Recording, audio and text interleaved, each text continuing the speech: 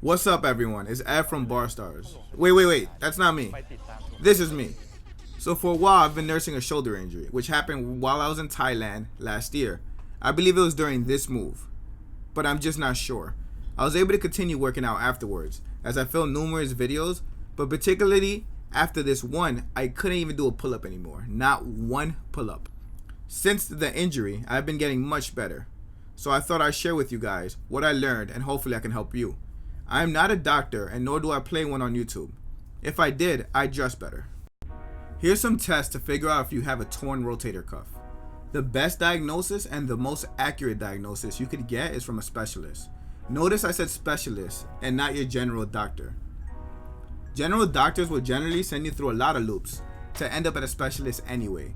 They just aren't trained to handle sports-related injuries past the common ones. I even had some give simple advice as in just don't work out, which is stupid. Rest is a great idea and vital, especially right after an injury, but rest alone will not heal a serious injury. It is only one piece of the puzzle. Learn from my mistake. Now for the first drill. You want to keep your arm extended to your side and raise it up to be parallel to the ground. Then let it come down in a controlled manner. It shouldn't drop rapidly. And you shouldn't lose control at any moment. If you do, you probably have a torn rotator cuff. For the second one, you will keep your hand behind your back, creating a 90-degree angle. You will then pull the arm outward. If you can't do this, it may be a sign of a torn rotator cuff or serious injury.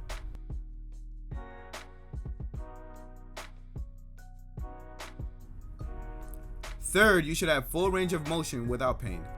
Now me personally, I passed all three of these tests, but I still suffer discomfort at the top range of motion when I keep my arm in a 90-degree angle as if I'm going for a pull-up or a shoulder press. Now, after you have rested some time from your injury, your next step is to start rehabilitation exercises. These exercises are meant to make your rotator cuff stronger. They are also a great prevention method to injuries. Now, if any of these exercises further irritate the pain, then you need to limit the range of motion so that it doesn't bother you. Now, I perform these exercises using one of our resistance bands, but you can also use a very light 5 pounds or less dumbbell or the cable machine at your gym. I always feel much better with a light band though. Once you tie the knot, you grab it, pull it, and step away until you feel the resistance pulling. From here, your arm should bend at a 90-degree angle. Now, even though one arm may be injured, it is important to do it with both as not to create an imbalance. Out of the following exercises, I do 3 sets of 10. Now, this is an exercise that's very often done wrong. For this exercise and all the following exercises, you are meant for slow and perfect movements. This is not an exercise for the most total reps or how hard you could do it. Using excessive force will only recruit bigger muscles to do the work the smaller muscles should be doing. Fight the urge to go beast mode and remember the exercise's purpose. Next exercise is face pulls. Similar knot for the band, and now pull towards your face while letting your elbows go high. Again, I do 3 sets of 10, but sometimes I add a 10-second isometric at the end of every set. Straight arm pulls, with both arms and hands facing both ways, with the neutral grip as well, even though I did not show it in this video.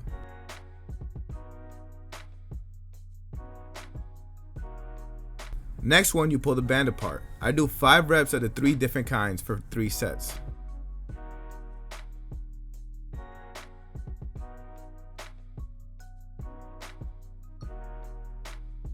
This one in particular for me, I had to build the range of motion for, because this is where I had the original pain at. Keeping your arm at a 90-degree angle and then turn it forward, keeping your elbow at the original state. At first for me for this exercise, I wasn't able to go as far back.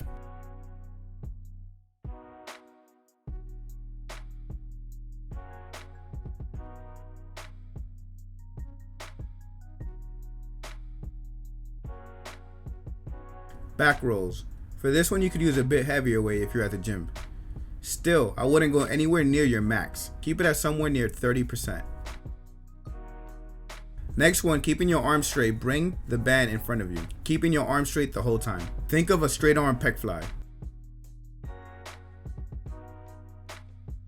Next up is pinch shoulder blade push-ups.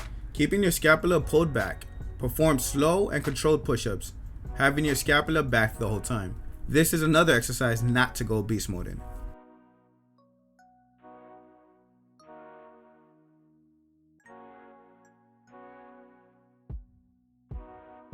Next up is low intensity exercises. If you're injured, it's time to lay off the movements that irritate it. For me, that means no pull-ups. I still do some of my regular routines, just minus the pull-ups. In the meantime, switch some of your more hardcore moves with something like yoga, Pilates, or Igasku, which is a form of posture therapy. All these help me still feel challenged without being overdone or in pain. Yeah, I know you won't look gangster working out with your homies at the park, but it sets you up for an epic comeback. You could easily find these full version workouts on YouTube for free. I just typed it in, grabbed the longer version video, and let it play while I followed along. Make sure to turn off ad block and leave a thank you comment to them.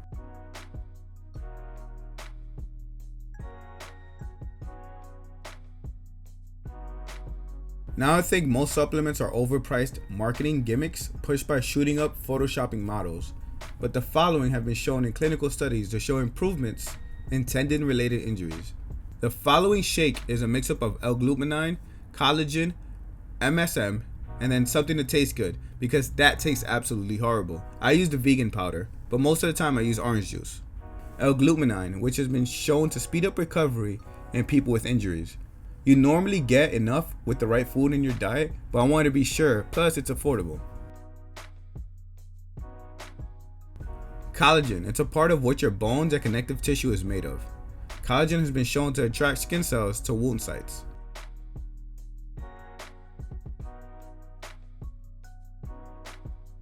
MSM, which is an abbreviation for a word that's really hard to pronounce, so have fun with that. MSM has been shown to reduce muscle damage and help treat arthritis. Now I'm not supporting any brand, just check for these ingredients without anything extra and buy the cheapest one with a good rating via Amazon, Google, or any site that allows unbiased ratings. I'll leave the link in the description below of the ones I bought. If you find it cheaper with the same quality, buy it there.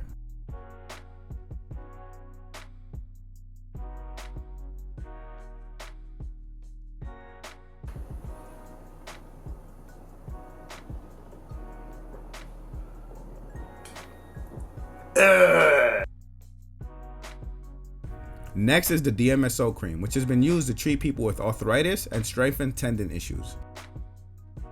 Last but not least is different myofascial release therapies. Think massages for simple. When I originally got injured, a friend of mine named Randy treated me. I went into the session a non-believer of the method for treatment, but with 2 sessions with him, did more for me than 3 months of rest. I went from not being able to perform a pull-up to being able to do a handful. It has to do with moving the scar tissue around and getting blood to the area. Honestly, I'm not the best to explain why it works, but I can say this helped me a lot, more than other things. Now, not all are created equal. I went to some shitty treatments who did use the hocus pocus methods that don't work and give these professionals a bad name.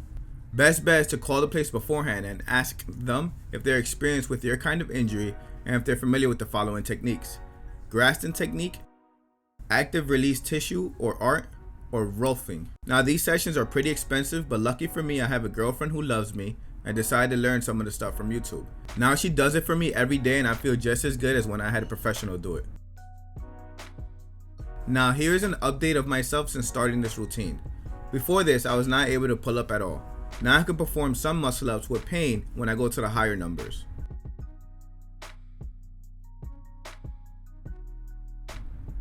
I still can't human flat because of the pushing required from the shoulder.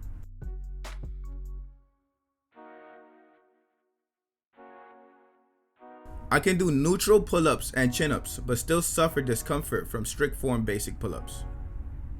Now I can't say with assurance what gave me the most benefit since I started all these treatments and therapies simultaneously, but going based on anecdotal evidence, I would say that the rehab exercises and the massages was the most important to my recovery. So if you're limited on time or money, focus on those. Now I treated myself because I wanted to avoid surgery.